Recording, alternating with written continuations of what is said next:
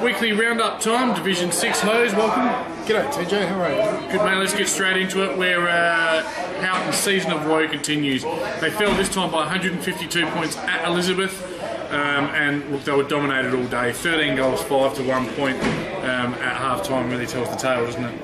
Yeah, they're just struggling at the moment at Houghton and yeah, just not travelling that well. You think they're heading back to Division 7 and there's something they can pull out of the hat in the last few games. They're heading back to Division 7. It was Elizabeth 27-16, 178, Houghton Districts 4-2, 26. Cotter was the star with 11 goals for Elizabeth. Houghton, mate? Yeah, for Houghton you've got Copeland and Dwyer, Curry and Keach all scored singles. McMurtry, big shoots. Turner, Fitzgerald and Cluse were the better players for Houghton on a dim day. Yes.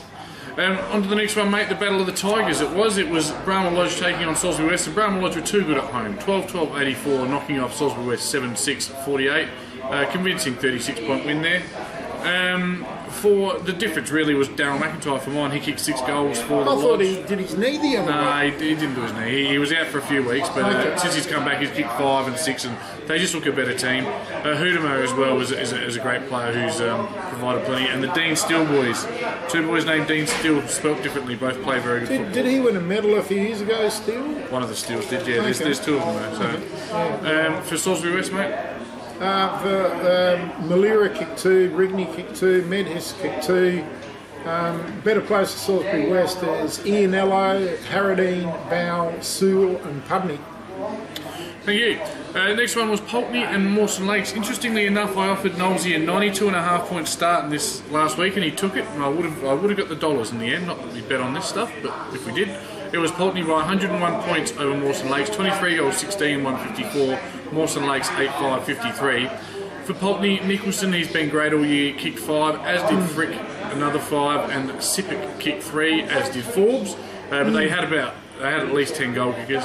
Dalton Tucker continues to be the glamour player of the league with the best on-ground display. He was on Gold Coast Suns list, wasn't he? Correct, yep. Yeah. Along with Cook and Sippick. For Mawson Lakes? Mawson Lakes, they had Forrestal kick 4, Lockie Kennett kick 2. Good to see Lockie Kennett's back. Yeah, Forrestal was their best player with his 4 goals. Yep.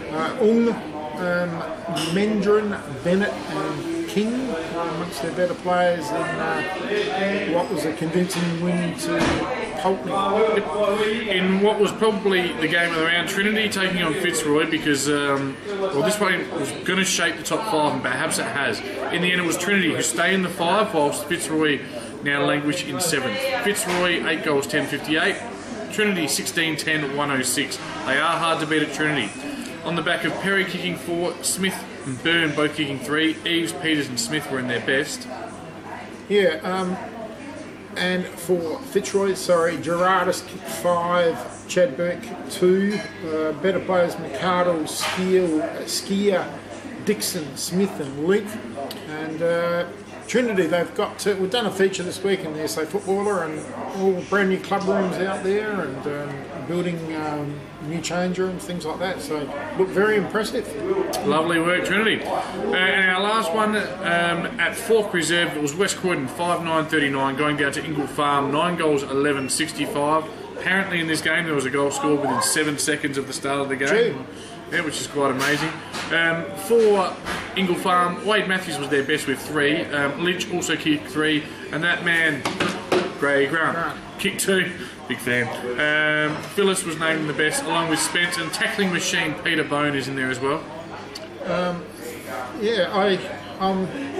You know more about Gray Grant than me. He was on an AFL list as well, wasn't he? He was the vice captain of the West Australian under-18 team. He was meant to go top 10 in the draft, and then at draft camp, whilst doing the beep test, he completely ripped his knee out.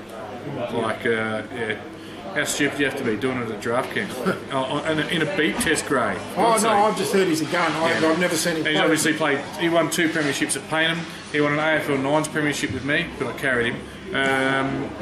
He's sublimely skilled. Just a very casual, laid-back guy, and his one true passion is alcohol, so he's never met a beer he didn't like. So, but a great guy and probably just enjoying his footy in Div 6 and good on him. Playing with his mate Dan Bryant down there. Actually lost a ridiculous bet, so that's how that came about. For West Croydon, we've got Woodcock scored 2, Emery, Simons and Walsh all scored singles. Lasher, Luke Francis, Assumption, Harding and Walsh were their better players. And yeah, good win to Ingle Farm. Yep. With 5 rounds to go, it is the business end of the year. Looking at this week's games, we're starting with Elizabeth and Mawson Lakes, 2nd versus 9th. You can't really talk it up. Elizabeth will win and win well. They'll win by plenty, I would have thought. Okay, and our next one is West Croydon and Pulteney, and I think Pulteney haven't dropped a game yet, have they? I think they did. I think they lost one a few weeks ago. They did. Yeah. They did drop one game, and that'll do. That'll do, Pig. They won't drop another one. Well, it certainly won't be this week. But there again, West Croydon really need to win because they've fallen 2 games behind. So you never know, but you still think Pulteney. Yeah. Pulteney comfortably. Fitzroy and Ingle Farm. Look, the equation's pretty simple for Fitzroy now. If you look at the ladder, basically they're going to have to win at least 4, if not 5, of their games to make finals because their percentage isn't good. No, look, they started the year really poorly. They had a great patch, and then they've gone poorly again for a while. This is the time of the year where they came good. They match up well against these next 5 teams. You never know. Can they beat Ingle Farmhouse? Well, it's at Renown Park. It's on the dunghill where it goes up and down. Often a difficult game to play at. I'm going to take Fitzroy in an upset, you know that? Yeah, fair enough. Look, Ingle Farm have got plenty to play for. They could potentially find themselves. Well, they're fighting for a spot in the top 3. If they want a spot in the top 3, they've got to keep winning games of footy themselves. I reckon this might be the upset. Yeah, quite possibly. I'll take Ingle Farm just. Houghton sit bottom, won't win a game this year. Salisbury West, Brahma Lodge, pardon me, are going to go there and probably put them to the torch, unfortunately. You would think so. Yeah, I you do. You really can't talk that one up. No, I'd suggest McIntyre will probably kick more goals than Houghton. Which is unfortunate, but it is what it is. Yep. And last but not least, Salisbury West and Trinity. At Salisbury Downs Oval, it's not a long journey for Trinity, but Salisbury West Oval is not the easiest place to visit. Never been there. Haven't you? No. Unlucky. So I played there last year, and still it's not the same as it was, say, in 2004 or 5, but it's still certainly plenty of very passionate, we'll call them passionate, locals who come out of their houses and bring the deck chairs across and give you lots of friendly advice. I think I get the picture. Yeah, so not easy to play at, but Trinity should get the job. Should. Yeah. Well, if they don't, they open the door for West Croydon and Fitzroy. Yeah, they certainly do. The ladder got Pulteney well on top there. They got a 3-game buffer from Elizabeth. And Elizabeth and Brahma Lodge stuck on 2nd and 3rd, 9 and 4. Ingle Farm are 4th on 8 and 5. Trinity are 8 and 5. Now that rounds out the 5, but there's the 2 games they've got on West Croydon and Fitzroy, who are 6th and 7th now. Yeah, TJ. So they've opened up that gap. Was 2nd through to 7th was incredibly tight. Now it has opened up a bit, sort of jockeyed for position. So it's just I think the top 5 is set, but it'll play out in the next week or 2. The only one who could possibly lose it here is their spot is Trinity because of the percentage difference to Ingle Farm. They couldn't drop out because they would have to lose. If they stop winning games of footy, they'll drop out. But you'd expect them. They've been good enough at times, and they've got some of their injured players back now. They've got a couple of extra forwards that have complemented the mix a little bit. So just Trinity, based on the fact that they're on the same percentage as the other 2, could possibly. Yep. But I don't think so. Thanks for watching the weekly roundup. We'll be back next week. Thank you.